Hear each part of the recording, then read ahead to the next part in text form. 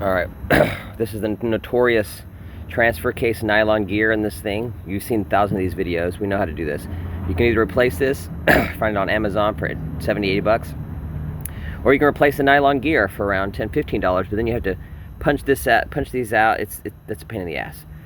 So what I did is I took mine off, and as soon as I got it off, I marked 4 points, and this sector is where the bad teeth were. And I marked that with a black permanent marker.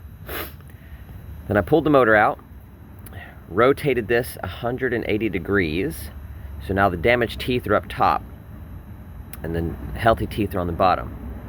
And then I put the motor back in. You make sure your brushes you have to push your brushes back out so the motor will slip in, and then the gears mesh up properly. Now, granted, some people say, well, you go through the effort, might as well replace your disc. Well, this vehicle's 175,000 miles. It took me 15 minutes to pull it out. If I get 4 more years out of it, if I get 15, 20,000 miles, I'll be happy. I'm not looking for an heirloom here. So, by rotating it 180 degrees, I don't have to open it. I don't have to buy a new one. I'm going to put it in.